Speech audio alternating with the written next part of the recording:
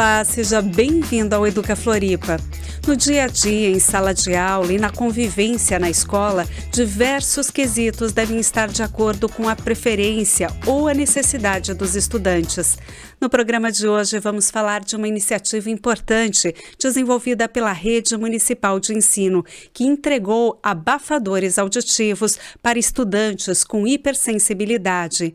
Também vamos conversar sobre o Jiu-Jitsu na escola, um projeto desenvolvido na Escola Básica Municipal Henrique Veras, que atende a comunidade do leste da ilha e que, além do esporte, trabalha a responsabilidade, disciplina e desenvolvimento pessoal.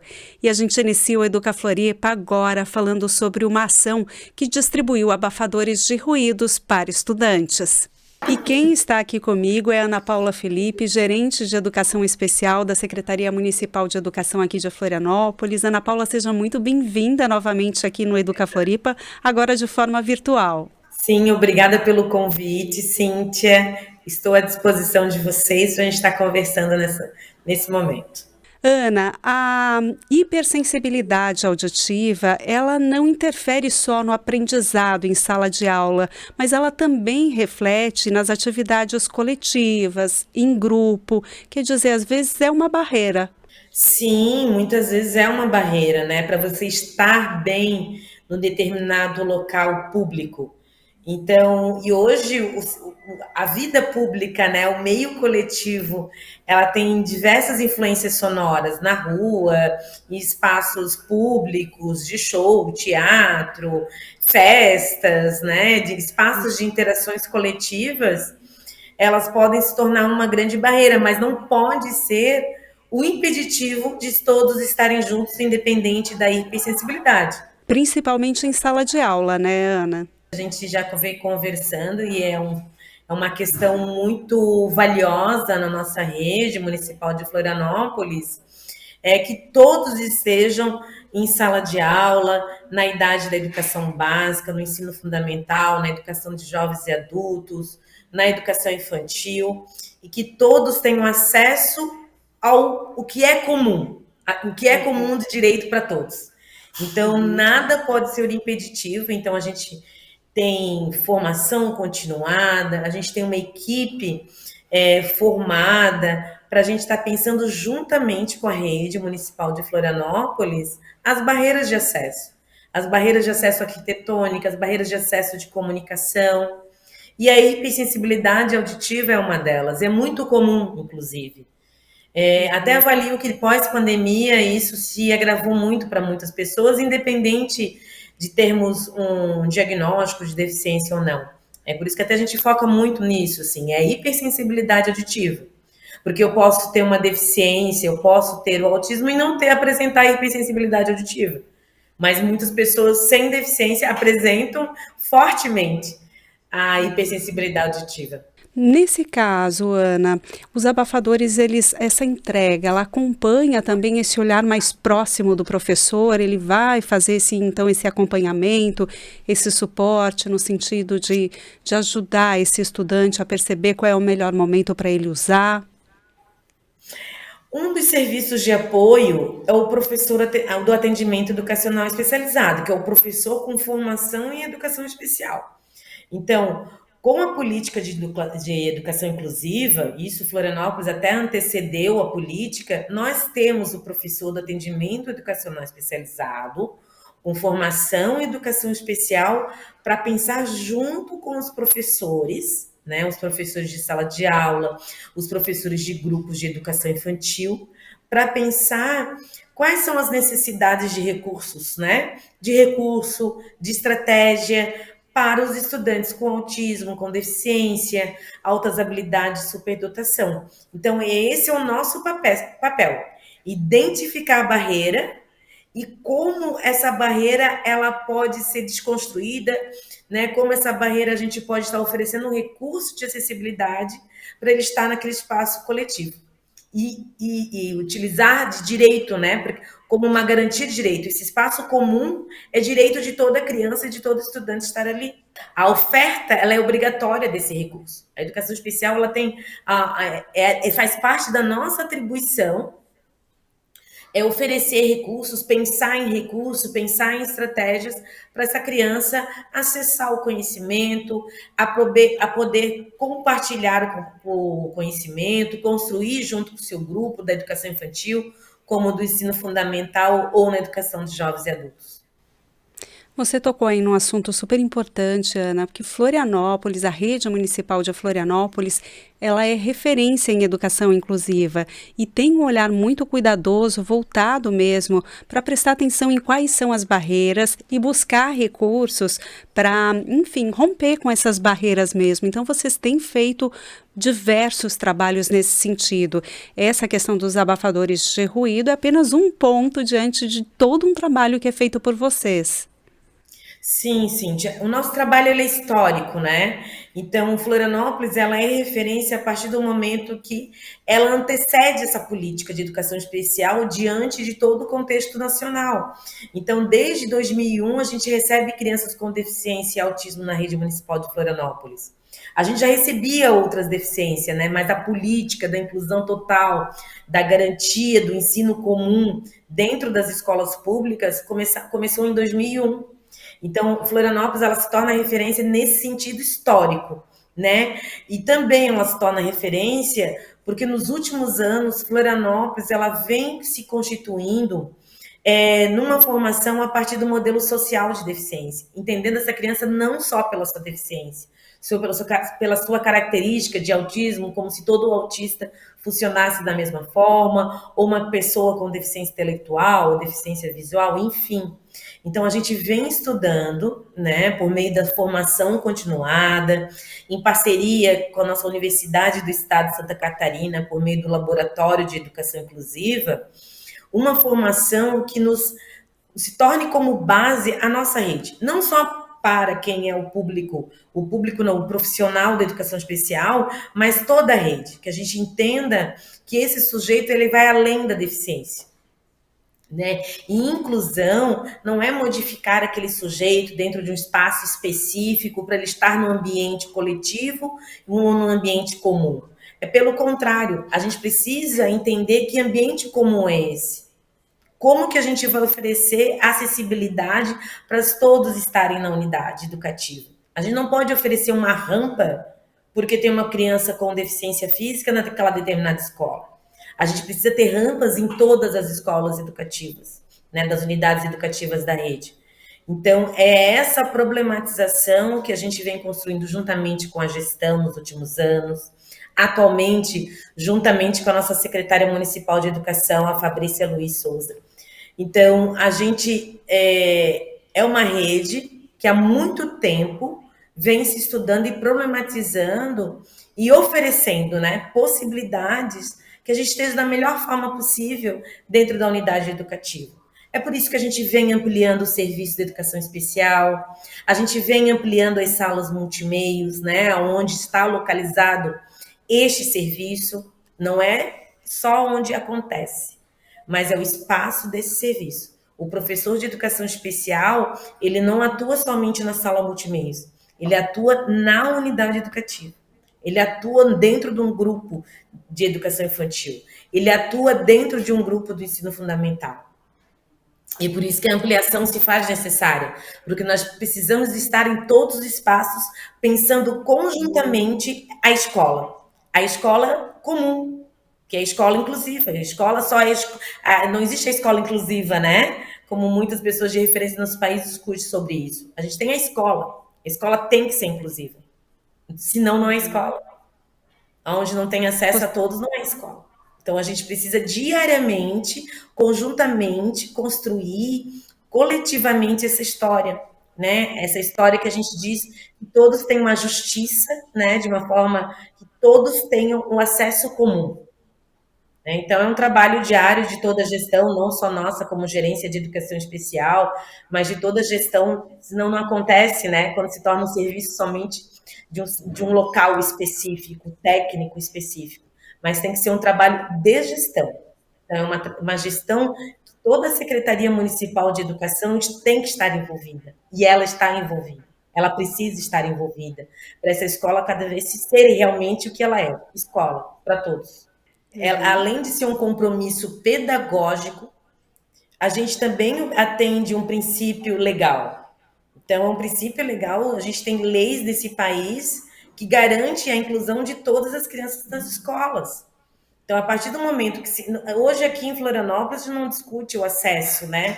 O acesso ele é obrigatório. A gente tem a partir do momento que se abre matrícula, todas as crianças, independente da sua condição, ela precisa estar na escola. É o direito de estar na escola, tanto na educação infantil, no ensino fundamental e na educação de jovens e adultos. Então, o acesso não se discute mais, né? Ele é inegociável. Então, a questão é como que a gente vai oferecer que essas crianças tenham uma permanência. E não só a permanência de estar nesse espaço, mas ser um espaço de aprendizagem, de socialização, de interação para todos. Quais são os planejamentos para o próximo ano? Vocês já têm pensado daqui para frente? A gente está estudando o que a gente pode estar avançando, né, daqui para frente.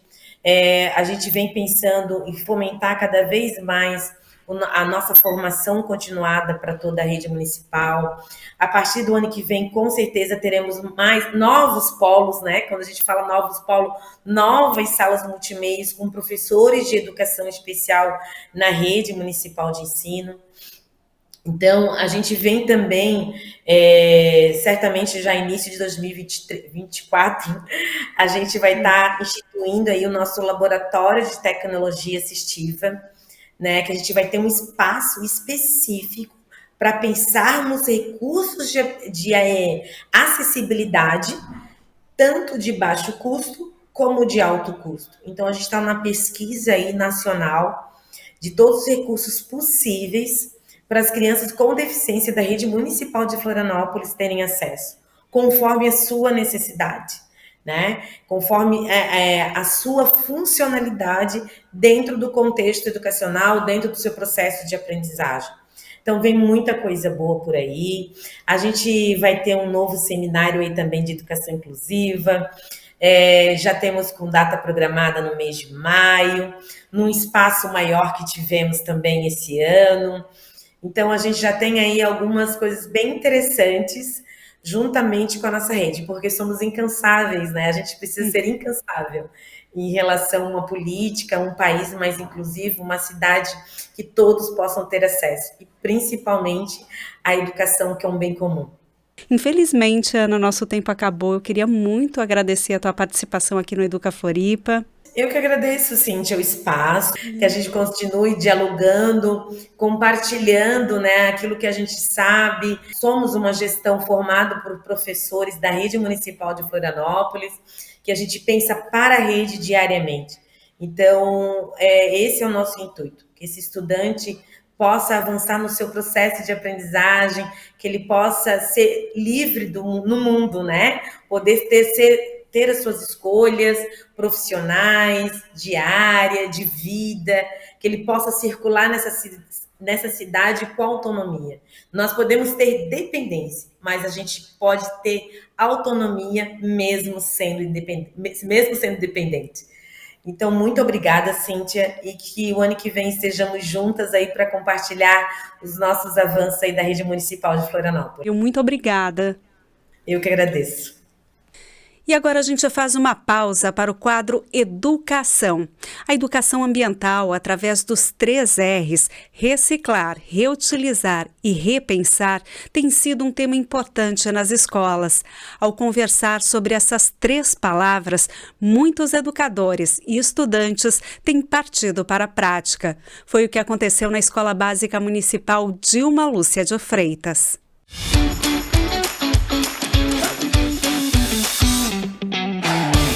A gente começou a falar sobre a natureza, e da natureza nós fizemos um trabalho sobre a poluição de água,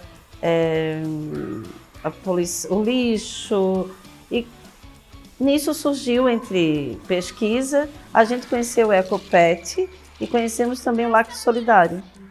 Então, a minha turma, a turma 41 e 42, a gente teve uma conversa, e nós resolvemos passar em todas as salas e pedir ajuda para que a turma que mais trouxesse tampinha plástica ou lacre, e a gente explicava, eles iam lá, faziam toda uma introdução, explicava para as crianças a importância, né, de tirar o plástico do meio ambiente, do mar. Eles viram as gaivotas mortas com plástico, os golfinhos, eles viram vários animais que morriam porque faziam a ingestão dos plásticos, e eles explicaram nas salas, e fizemos uma campanha na escola, que a turma que conseguisse mais tampinha plástica ou lacre ia ganhar uma tarde de cinema ou uma manhã de cinema com pipoca. E isso fez com que a gente conseguisse, na primeira vez, 40 quilos de plásticos, e agora a minha sala está tomada de plástico, terminou o projeto. Mas mesmo assim, a professora Aline estava dando a ideia de a gente continuar pela escola, fazer esse projeto, porque sem garrafas PET, cheia de lacre, consegue uma cadeira de roda para doação. As tampinhas plásticas são para castração de animais. Então eles estão muito entusiasmados, muito entusiasmados, as crianças da minha sala. E realmente a minha sala agora está tomada de tampa plástica e lacre. E os professores continuam trazendo, e as crianças também. Então, e mobilizou a família também, né? Porque teve família de trazer galão de água de lacre, porque foram nos restaurantes, foram nos bares pedir para as crianças. Então, isso mobilizou a escola e a comunidade, que foi o mais importante. Tá aí uma ação que envolveu estudantes e comunidades. E agora a gente segue o Educa Floripa falando sobre um projeto muito bacana que leva jiu-jitsu para a escola e que é desenvolvido na Escola Básica Municipal Henrique Veras, na Lagoa da Conceição. E quem está aqui comigo para falar sobre esse assunto é o Joaquim Antônio Gonçalves Neto, que é pedagogo e professor do projeto. Joaquim, seja muito bem-vindo ao Educa Floripa. Muito obrigado, agradeço estar aqui no programa para poder falar um pouco do projeto que a gente desenvolve, né? Joaquim, como que surgiu o jiu-jitsu na escola e quanto tempo ele já tem? Ele surgiu no final da década de 90, ano 2000, né, mas ele surgiu mais como uma atividade extracurricular, né, finais de semana, fora do horário de aula, né, no contraturno, né, e com uma atividade esportiva.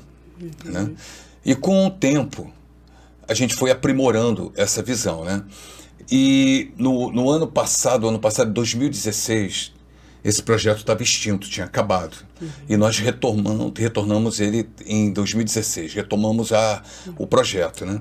Com bastante dificuldade, montando o tatame na quadra, desmontando, sem os kimonos, né? E fomos caminhando, né? E hoje, a partir de 2019, a prefeitura deu todo o suporte ao projeto. Desde kimonos, já uma sala especial, nós temos uma sala que nós chamamos de dojo, onde nós atendemos os alunos, né? Então, camisetas do projeto, então a prefeitura foi 100%, e isso permitiu que a gente pudesse acrescentar o número de pessoas, né? E me liberou completamente para atender o projeto. Hoje você atua só no projeto, só no projeto, Então, ao longo do tempo, o projeto, apesar de ter parado, mas ele foi tomando corpo, ele foi aumentando. E hoje, além dos estudantes ali da Henrique Veras, vocês também atendem a comunidade. Sim, porque a gente pensou o seguinte no projeto: ele é um jiu-jitsu escolar, né? Com a finalidade de ser uma ferramenta pedagógica de auxílio aos alunos na escola, tanto na disciplina, coordenação motora, cognição, vários aspectos, né? E nós percebemos também que era necessário atender a comunidade, porque precisava de um laço com a comunidade. Dizer, olha, nossa escola atende vocês.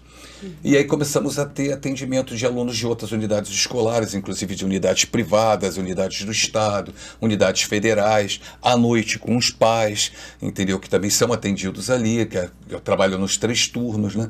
Então, isso fez com que o projeto tivesse uma abrangência na comunidade e tivesse um reflexo do que a prefeitura, do que a escola faz para toda a comunidade, né? Cria esse laço mesmo. Cria um laço, uma relação. Hoje são quantos estudantes e quantos participantes, além de estudantes também? Nós temos no total em torno de 200 participantes, entendeu, no projeto. Nós ainda não atingimos mais né, que daria para atingir mais alunos, né? Porque nós atendemos a Bacia da Lagoa, mais 2 unidades da Bacia da Lagoa, que é o Henrique Veras, que é a Escola Polo, João Francisco Garcês no Canto, e a Escola do Retiro, que fica na entrada da Joaquina, que são as escolas Polo, né? E atendemos alunos de várias outras unidades escolares, inclusive vem aluno do Pantanal fazer com a gente, tá entendendo?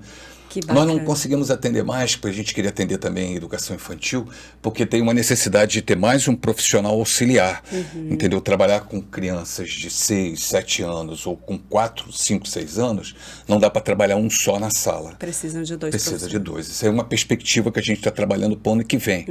Aí ano que vem, já tem com esse possibilidade de ampliar. De ampliar para que a gente atenda um número bem maior. E ele é um projeto muito interessante, Joaquim, porque além do jiu-jitsu, né, vocês trabalham também comportamentos, valores, princípios junto a esses estudantes. Sim, porque o jiu-jitsu, como o judô, aliás, ele surgiu do judô. Jigoro Kano é fundador do judô. Quem veio para cá ensinar jiu-jitsu, a família, ao Carlos Gracie, lá em Belém do Pará, era um judoca, Mitsuto Maeda, entendeu? Então toda a etiqueta do judô e toda a etiqueta que nós temos do jiu-jitsu, andar com kimono limpo, amarrado, cumprimentar na entrada, na saída, o respeito, a forma de sentar, toda a disciplina, formar na hora de entrar, formar na hora de sair, o respeito ao colega que você treina, todo o comportamento ali é um comportamento que o cara leva para a vida, que faz parte de uma etiqueta. Muitas vezes aquela etiqueta que ele cumpre ali, ele não cumpre na escola. Entendeu? E nós temos que fazer com que ele cumpra aquela etiqueta ali e ele leve aquela forma de agir para a escola. Aprender a ouvir, entendeu? Aprender a falar no momento exato de falar, levantar a mão para falar, hora de brincar, hora de treinar, hora de prestar atenção, porque é uma aula como fosse uma aula normal, só não temos um quadro, né? Mas nós temos a fala e as demonstrações, né? Quando a gente pensa no jiu-jitsu, a gente pensa na luta, mas essa luta ela fica só ali dentro do tatame, do espaço, quer dizer, nessa interação e fora dali, o comprometimento é muito com a disciplina, com o respeito. Claro, porque a luta é diferente de brigar. A luta tem regras, né? É num espaço restrito, com uma pessoa ministrando a luta, né? Que seria um árbitro. Já a briga não tem regra. Então a gente explica isso para os alunos. Olha, você brigou lá dentro fora, não tem regra. E outra, quem luta não briga. Então a gente faz essa conversa com eles. Como ele é um instrumento também de levantar a autoestima do aluno, o aluno começa a perceber que não precisa brigar, que não tem necessidade, que tudo ele resolve. E nós temos os 3 E. Os 3 E é evitar, evadir e enfrentar por último. Por exemplo, um ambiente hostil, eu vou evitar. Se houve uma confusão ali, eu vou me mandar, eu vou evadir. Se não tem jeito, eu enfrento. Entendeu? Então eles fazem os 3 E e se orientam, né? Tem uma observação, orientação e tomada de decisão. Então a gente faz essa conversa. Você observa o local, faz uma orientação de onde você está e toma uma decisão. Entendeu? Isso é o que nós conversamos. É uma ferramenta importantíssima num período em que os estudantes estão ainda formando a personalidade, o caráter, né? Joaquim, tu percebe ao longo desse tempo o impacto do jiu-jitsu com relação principalmente à disciplina, responsabilidade, a respeito? Você presencia isso? Pô, eu tenho alunos... O meu melhor aluno, que eu falo que é minha obra-prima. Eu vou falar até o nome dele, Aruan, que não tem restrição, né, de falar. Ele era um aluno extremamente disciplinado. Brigava quase todo dia na escola. Falando, até me emociono. E ele, quando entrou para treinar comigo, ele mudou da água para o vinho. Olha só. Então, todo o trabalho do ponto de vista, não briga, treina, extravasa aqui dentro. Toda a tua energia, toda a tua força, tudo é aqui dentro. Até hoje ele é meu aluno, é meu faixa azul, né? É o meu melhor aluno que eu tenho. Bacana, orgulho, né? Eu tenho orgulho imenso dele. O irmão dele também treina comigo, que é o Kawai. É pequenininho, é um ótimo aluno, né? E ano que vem nós vamos extrapolar a porta da escola. Nós vamos começar a levar os alunos para torneios Olha. estaduais, municipais e, se tudo der certo, torneios nacionais também, né? Olha. Porque eu já tenho alunos com capacidade de combate. Olha boa, só. entendeu? Que você vê que tem talento, né? Então, mas isso é uma escolha dele, E não aí, é minha. não é só uma ferramenta de desenvolvimento pedagógico, pessoal, mas também para despertar talentos. Sim. Então, porque vocês têm alunos ali que já foram se graduando, né, ao longo Sim, desse sim. tempo, mudando de faixa. Positivo. Porque é assim, ó, pode ser um estilo de vida do garoto. O garoto daqui para diante, aquilo seja seu estilo de vida e pode ser até uma renda para ele. Porque se ele for um bom atleta, dedicado, ele pode ir seguir galgando, nessa carreira. Isso, seguir carreira, patrocínio e mais tarde dar aula. Eu falo pro Aruan, cara, faz educação física, cara. Tu não quer tal, ele converso com ele, né, para que você possa mais tarde dar aula, entendeu? Inclusive em escola, ter essa experiência e poder também desenvolver o jiu-jitsu, né? Então a gente faz essa conversa com eles, para que não pare ali, que eles vão para a universidade, que eles possam avançar, né? Uma conversa que eu tive última com eles foi ontem na aula, né, com a turma maior que eu tenho muitas meninas, e eu falo, vocês me respeitam, vocês me respeitam porque tem medo ou porque gostam de mim? Aí eles, tudo, gostamos de você. Então essa relação de amor, de acolhimento que eu tenho com eles, de afeto, é diferente de outros lugares. Por isso que o jiu-jitsu escolar é mais do que um jiu-jitsu. Ele é uma ferramenta pedagógica. Ele vem com outro olhar mesmo, né? Exatamente. O combate todo é igual. Tudo que eu ensino. Mas vai algo a mais, que é a ferramenta dentro da escola de auxílio pedagógico, né? Joaquim, você falou aí de meninas. Vocês também trabalham, de certa forma, a defesa pessoal? Sim. O jiu-jitsu é trabalhado em 3 etapas, né? Nós temos o jiu-jitsu de kimono, que é chamado de jiu-jitsu esportivo, jiu-jitsu sem kimono e a defesa pessoal. Tudo que você aprende no jiu-jitsu de kimono e o jiu-jitsu esportivo, você vai usar para a defesa pessoal, mas a defesa pessoal é mais específica, porque no jiu-jitsu de kimono e no jiu-jitsu esportivo, você não dá soco, não dá cotovelada, não dá joelhada, não tem torção, não pega em dedo, entendeu? Então, a parte de defesa pessoal nós aprimoramos com pegada de dedo, soco, entendeu? Entram aí outros... Entra golpes contundentes para poder, por exemplo, uma menina, eu dei um curso há pouco tempo no Parque da Luz, foi muito rápido, e eu fiz uma torção no braço do cara que estava pegando, simulando a menina. Eu falei, o que vocês fariam aqui? Ficariam segurando ele aqui? Aí elas acham que sim. Eu falei, não, você vai ter que quebrar o braço. Elas, mas vou ter que quebrar? Menina, você só vai ter essa chance. Num caso extremo de defesa pessoal. Você está sendo arrastada para um lugar, um caso de estupro. Você só tem essa chance, entendeu? Então a gente faz essa conversa, porque elas se assustam, né? Pô, vou ter que quebrar o braço do cara, mas numa situação dessa é uma a situação sua vida extrema, né? E a gente faz essa conversa para que eles entendam quando dividir uma coisa da outra. Posso continuar falando? Pode. Tá, que eu vou me empolgar. Também trabalhamos a questão da covardia, está dentro da moral e a ética. O que é covardia, o que é valentia. Né? Então ele precisa entender isso. Né? Que o cara valente é o cara, não é o cara que sai brigando, mas é o cara que enfrenta situações superiores do que ele pode enfrentar. E ele também não entra em pânico. Tem um incêndio aqui, tá nós três... Tem aquela porta. Nós três queremos passar o mesmo tempo ali correndo. Um atropela o outro. Isso é pânico. E a covardia passa por aí. E a valentia é outra coisa. Por exemplo, um aluno que vai enfrentar um cara maior, que de antemão ele já sabe que vai apanhar, ele é valente. Sim. E um cara que é grandão, que vai enfrentar o menor e já sabe de antemão que vai bater, pô, ele é um covarde. Então a gente faz essa conversa para que eles fiquem constrangidos de fazerem coisas como essa. Que não são legais. Claro. E aí molda mesmo o comportamento. Muda o caráter, vai trabalhando o caráter deles, né? E eles vão refletindo sobre as coisas. Olha, meus alunos são ótimos, eu não tenho problema nenhum com eles, graças a Deus. Dá tudo certo. Quando dá problema, sou chamado, converso com eles, administro. A gente não tem a política de afastar eles. Eu falo assim, olha, é melhor ele estar aqui, mesmo lhe dando problema. Porque ele está aqui, eu estou controlando ele, eu estou conversando com ele, eu estou trabalhando com ele.